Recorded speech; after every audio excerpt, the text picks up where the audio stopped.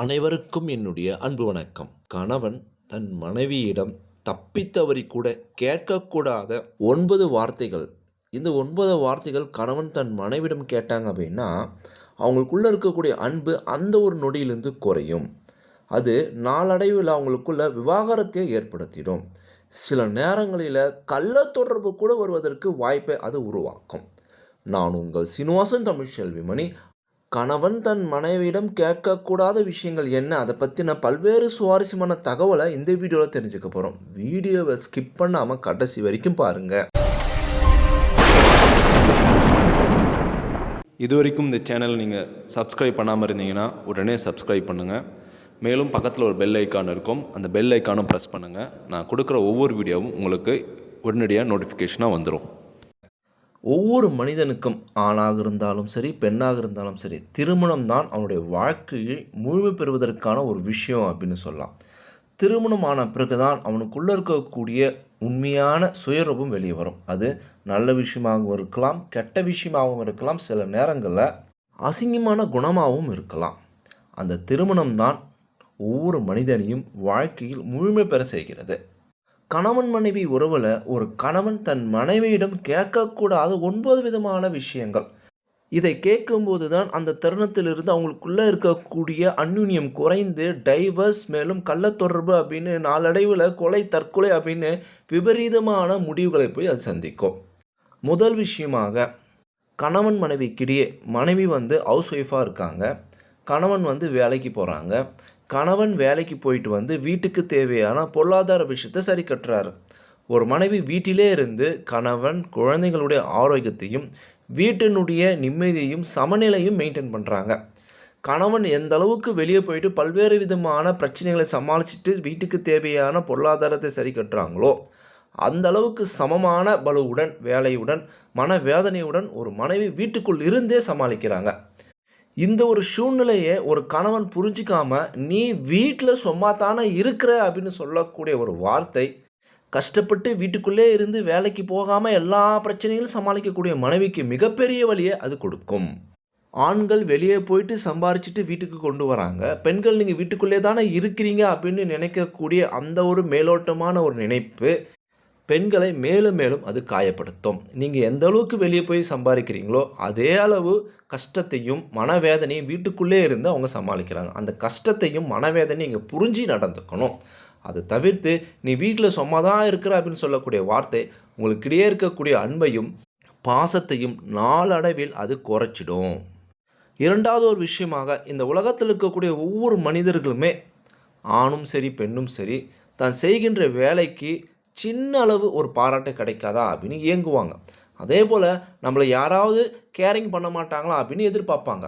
இந்த இயந்திரமயமான உலகத்தில் நாம் வேகமாக ஓடிட்டுருக்கோம். ஒருத்தர் பார்த்து ஹாய் சொல்லிக்க கூட அதிகமான நேரம் கிடையாது.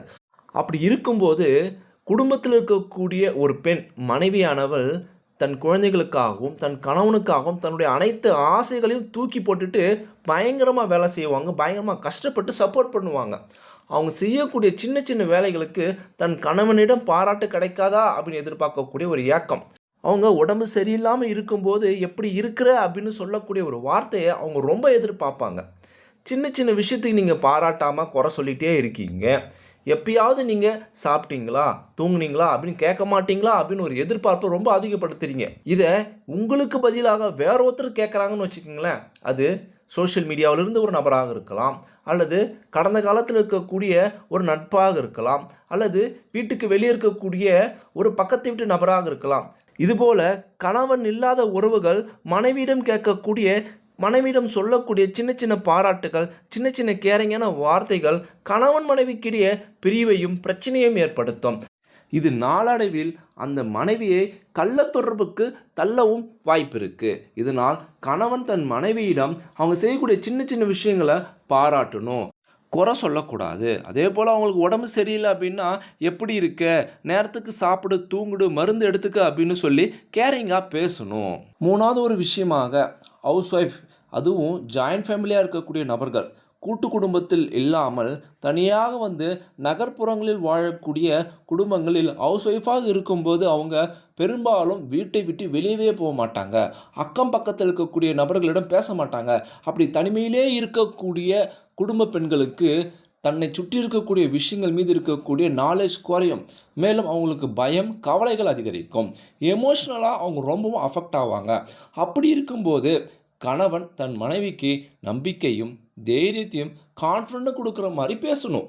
ஒருவேளை கணவன் தனிமையில் இருக்கக்கூடிய தன் மனைவிக்கு ஏற்படக்கூடிய பயத்தையும் அவநம்பிக்கையும் சரி செய்யலை, அது உன்னுடைய பிரச்சனை, நீ தான் அதுலேருந்து மீண்டு வரணும் அப்படின்னு தட்டி கழிக்கிறாங்கன்னு வச்சுக்கிங்களேன். உங்களால் செய்ய முடியாததை இன்னொரு நபர் அந்த பெண்ணுக்கு நம்பிக்கையும் தைரியத்தையும் கொடுக்கும்போது அந்த பெண் எமோஷ்னலாக உங்களை விட இன்னொருத்தர்கிட்ட தான் பாதுகாப்பாக உணர்றாங்க அப்படின்னா நிச்சயமாக அந்த பெண் உங்களை விட்டு செல்வதற்கு வாய்ப்பு ரொம்ப அதிகம். அந்த பெண் உங்களை விவாகரத்து செய்வதற்கும் வாய்ப்பு ரொம்ப அதிகம் அப்படின்னு சொல்கிறாங்க. அதனால் தனிமையில் இருக்கக்கூடிய உங்கள் மனைவிக்கு ஏற்படக்கூடிய பயத்தையும் அவநம்பிக்கையும் போக்குற மாதிரி நீங்கள் பேசணும். அவங்களுக்கு உங்களால் தன்னம்பிக்கையும் கான்ஃபிடன்ட் வர மாதிரி நீங்கள் சப்போர்ட் பண்ணணும். 4வது ஒரு விஷயமாக, கோபம் என்பது எல்லோருக்குமே இருக்கும். ஆனால் ஆண்களை விட பெண்களுக்கு தான் ஒரு விஷயத்தின் மீது கோபம் வந்துச்சு அப்படின்னா அது நீண்ட நாட்களுக்கு நீடித்திருக்குமா. அதே போல் அந்த கோபம் நீண்ட நாட்களுக்கு மறக்காமல் இருப்பாங்களாம். அதே போல் ஆண்களை விட பெண்களுக்கு தான் அதிகமாக கோபமும் வரும் அப்படின்னு சொல்கிறாங்க. அப்படி இருக்கும்போது ஒரு ஆண், அதுவும் ஒரு கணவன் தன் மனைவியை கோபப்படுத்துகிற மாதிரி எந்த ஒரு விஷயத்தையும் பேசக்கூடாது.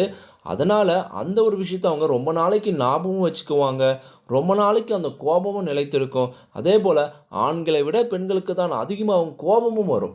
இந்த ஒரு சூழ்நிலையை நீங்கள் அதிகமாக கிரியேட் பண்ணுறீங்க, அடிக்கடி உங்களுடைய வாழ்க்கையில் நடக்குது அப்படின்னா சந்தோஷத்தை விட கோபமும் அதிகமாக சேரும்போது உங்களுக்கிடையே இருக்கக்கூடிய அன்பும் பாசமும் குறைந்து பிரிவும் இடைவேளையும் அதிகரிக்கும். அதனால் முடிஞ்ச வரைக்கும் கணவன்மார்கள் தன் மனைவியை கோவப்படுத்துகிற மாதிரியோ கோவப்படுத்தக்கூடிய விஷயங்களை அதிகமாக ஞாபகம் வச்சுக்கிற மாதிரியோ நீங்கள் நடந்துக்கக்கூடாது. 5வது ஒரு விஷயமாக, கணவன் மனைவி 2 பேருமே தங்களுடைய குடும்பங்களை எக்காரணத்தை கொண்டும் ஒருவருக்கொருவர் மட்டமாகவோ குறைச்சோ பேசக்கூடாது. அதுவும் குறிப்பாக கணவன்மார்கள் தன் மனைவியினுடைய குடும்பத்தை பற்றியோ அவருடைய தந்தை தாயை பற்றியோ அவருடைய குடும்ப சூழ்நிலை பற்றியோ குறைச்சியோ மிக மட்டமாகவோ பொருளாதார ரீதியிலும் சரி அவங்க பழக்க வழக்கங்களும் சரி ரொம்ப கேவலமாக பேசக்கூடாது. இது அந்த மனைவியினுடைய மனதை மிக மோசமாக காயப்படுத்தும். அதனால் அந்த மனைவி தன் கணவனை விட்டு பிரிவதற்கு அதுவே ஒரு முக்கிய காரணமாக அமையும். 6வது ஒரு விஷயமாக, கணவன்மார்கள் தன்னுடைய உறவினர்கள் இருக்கும்போது அம்மா, அப்பா, அக்கா, மேலும் மற்ற உங்களுடைய உறவினர்கள் இருக்கும்போது உங்களுடைய மனைவியை மட்டமாகவோ தரக்குறைவாகவோ அல்லது அசிங்கமாகவோ பேசினால் உங்களுடைய மனைவிக்கு மிகப்பெரிய வலியையும் வேதனையும் அது உண்டாக்கும். இதனால் உங்களுக்கிடையே இருக்கக்கூடிய அந்யுன்யம் குறைந்துவிடும். யார் இருந்தாலும் சரி, எந்த சூழ்நிலையாக இருந்தாலும் சரி, உங்கள் மனைவியை நீங்கள் விட்டு கொடுக்கக்கூடாது. உங்கள் மனைவி என்பவள் உங்களுடைய சரிபாதி. நீங்கள் எந்த அளவுக்கு அவங்கள மட்டமாக பேசுகிறீங்களோ அதனுடைய பாதி விளைவு உங்களையும் சாரும். அதனால் உங்களுடைய உறவுகள் இருக்கும்போது உங்கள் மனைவியை பற்றி தரக்குறைவாகவோ மட்டமாகவோ பேசவே கூடாது. 7வது ஒரு விஷயமாக, வேலைக்கு போகக்கூடிய கணவன்மார்கள், வீட்டில் இருக்கக்கூடிய ஹவுஸ் ஒய்ஃப், இந்த சூழ்நிலையில் வீட்டில் ஒரு தப்பு நடந்துருச்சு, பிள்ளைங்களுக்கு ஒரு பிரச்சனை வந்துருச்சு அப்படின்னா அதுக்கான தப்பை நீங்கள் சரி செய்யணும். மீண்டும் நடக்காத மாதிரி யோசிக்கணும். நாம் 2 பேரும் சேர்ந்து இதை சமாளிக்கலாம் அப்படின்னு சொல்லி சப்போர்ட் பண்ணணும். அதை விட்டுட்டு நடந்த பிரச்சனைக்கு நீ தான் காரணம், உன்னால தான் இது நடந்துச்சு அப்படின்னு உங்கள் மனைவின் மீது மட்டுமே பழி சுமத்துவதும் அனைத்து பிரச்சனைக்கும் உங்கள் மனைவி தான் பொறுப்பு அப்படின்னு அவங்க பக்கம் தள்ளிவிடுவது மிகப்பெரிய மனசுமையையும் வேதனையும் உங்கள் மனைவிக்கு உண்டாக்கும். நீங்கள் என்னதான் வெளியே போய் சம்பாதிச்சாலும் வீட்டில் நடக்கக்கூடிய பிரச்சனைக்கு உங்கள் மனைவி மட்டும்தான் காரணம் அப்படின்னு நீங்கள் நினைச்சிங்க அப்படின்னா அது மிகப்பெரிய பிரச்சனையை உருவாக்கும். நீங்கள் வெளியே போய் சம்பாதிச்சாலும் வீட்டில் நடக்கக்கூடிய பிரச்சனைக்கு நீங்களும் உங்கள் மனைவியும் சேர்ந்து அதற்கு பொறுப்பாவது தான் அந்த பிரச்சனையை சரியான முறையில் சரி செய்வதற்கான ஒரு ஆக சிறந்த வழி. 8வது ஒரு விஷயம் என்னன்னு பார்த்தீங்கன்னா, சந்தேகம். மனைவின் மீது வரக்கூடிய நடத்தை தொடர்பான சந்தேகம் இது மிகப்பெரிய பிரச்சனையை உண்டாக்குங்க. பொதுவாகவே ஒரு சிலர் ஆண்கள் ரொம்ப சென்சிட்டிவாக இருப்பாங்க. தன்னுடைய மனைவி யார்கிட்டையும் பேசக்கூடாது, தன் மனைவியிடமும் யாரும் பேசக்கூடாது அப்படின்னு ரொம்ப கண்டிஷனாக இருப்பாங்க. இது ரொம்ப தவறான ஒரு விஷயம் அப்படின்னு சொல்லப்படுது. ஒரு பெண் ஒரு ஆணிடம் பேசினாலே அவங்க நடத்தையை பற்றி தப்பாக பேசுனீங்க அப்படின்னா அது அந்த கணவன் மனைவிக்கிடையே இருக்கக்கூடிய உறவை ரொம்ப மோசமாக மாற்றும். ஒருவேளை ஒர்க்கிங் உமனாக இருந்து அவங்க வேலைக்கு போகும்போது அந்த சூழ்நிலையை ஒரு கணவன் தப்பாக புரிஞ்சுக்குவாங்க. நீ ஏன் லேட்டாக வர, நீ ஏன் சீக்கிரமாக வேலைக்கு போகிற, நீ மட்டுமா அங்கே வேலை செய்கிற அப்படின்னு இது போல் பல்வேறு விதமான கேள்விகள் வந்து பார்த்திங்கன்னா மனைவி மனசில் மிகப்பெரிய வலியை உண்டாக்கும். செய்யாத ஒரு குற்றத்துக்காக, நடக்காத ஒரு விஷயத்துக்காக நீ செஞ்சிட்ட, அது நடந்துருச்சு அப்படின்னு தொடர்ந்து அவங்கள காயப்படுத்திட்டே இருக்கீங்க, தொடர்ந்து அவங்கள சந்தேகப்பட்டுட்டே இருக்கீங்க அப்படின்னா அந்த பெண்ணிடம் ஏன் அந்த விஷயத்தை நான் செய்யக்கூடாது, செய்யாத ஒரு விஷயத்தை செஞ்சுன்னு சொல்லி என்னை காயப்படுத்துறதை விட நான் செஞ்சே காட்டுறேன் அப்படின்னு தப்பை செய்வதற்கு நீங்களே ஒரு தூண்டுகோலாக இருப்பீங்க. அதனால் எக்காரணத்தை கொண்டும் உங்கள் மனைவியின் மீது சந்தேகப்படாமல் இருங்க. 9வது ஒரு விஷயமாக, கணவன் மனைவி உறவு என்பது மிக முக்கியமான ஒரு உறவு. அதுதான் மனிதனுடைய வாழ்க்கையை முழுமை பெற செய்யும் அப்படின்னு சொல்லுவாங்க. திருமணமான ஆரம்பத்தில் வந்து கணவன் மனைவி ஒன்றாக தான் படுப்பாங்க, தூங்குவாங்க. குழந்தை பிறந்த பிறகு அவங்க 2 பேருக்கு இடையில் அந்த குழந்தை படுத்துக்கும். இதனால் என்ன ஒரு பிரச்சனை வரும் அப்படின்னா, கணவன் மனைவிக்கிடையே இருக்கக்கூடிய அந்த அந்யூன்யம் கொஞ்சம் கொஞ்சமாக குறைய ஆரம்பிக்கும். நாளடைவில் பசங்க வளர வளர தாயுடன் தான் குழந்தை படுத்து தூங்கும். அதே சமயம் கணவன் ஒரு அறையிலும் மனைவி ஒரு அறையிலும் படுத்து தூங்குவாங்க. இது வந்து மிகவும் ஒரு தப்பான ஒரு வழக்கம் அப்படின்னு சொல்கிறாங்க. கணவன் மனைவி அப்படின்னாலே அது எந்த அளவுக்கு வயதானாலும் கணவன் மனைவி ஒன்றாக தான் படுத்து தூங்க வேண்டும் அப்படின்னு நம்முடைய முன்னோர்கள் சொல்லியிருக்காங்க. அதனால் உங்களுக்கு குழந்தை பிறந்தாலும் சரி, அந்த குழந்தைங்க வளர்ந்தாலும் சரி, கணவன் மனைவி ஒன்றாக தான் படுக்க வேண்டும். அவ்வாறு படுக்கும்போது தான் உங்களுக்குள்ளே இருக்கக்கூடிய அந்த அந்யூன்யம், அன்பு அதிகரிக்கும். மனைவிக்கு மன ரீதியான, உடல் ரீதியான எந்த ஒரு பிரச்சனையாக இருந்தாலும் நீங்கள் சப்போர்ட் பண்ணுவீங்க. கணவனுக்கும் அதே போல் உடல் ரீதியான, மன ரீதியான எந்த பிரச்சனையாக இருந்தாலும் மனைவி சப்போர்ட் பண்ணுவாங்க. தனித்தனியாக படுத்து தூங்கும்போது உங்களுக்குள்ளே இருக்கக்கூடிய அந்த ஒற்றுமை அங்கேயே வந்து இடைவெளி விட ஆரம்பிச்சிருச்சு. அதனால் கணவன் மனைவியாக இருக்கும்போது எந்த ஒரு வயதாக இருந்தாலும், எந்த ஒரு சூழ்நிலையாக இருந்தாலும் ஒன்றாக படுப்பதே உடல் ரீதியான, மன ரீதியான பல்வேறு விதமான பிரச்சனைகளுக்கு ஆக சிறந்த ஒரு உதவியாக இருக்கும் அப்படின்னு மனோரீதியான உளவியல் அறிஞர்கள் ஆலோசனை கொடுக்குறாங்க. நான் சொன்ன தகவல் உங்களுக்கு ரொம்பவும் பயனுள்ளதாக இருந்திருக்கும் அப்படின்னு நான் நினைக்கிறேன்.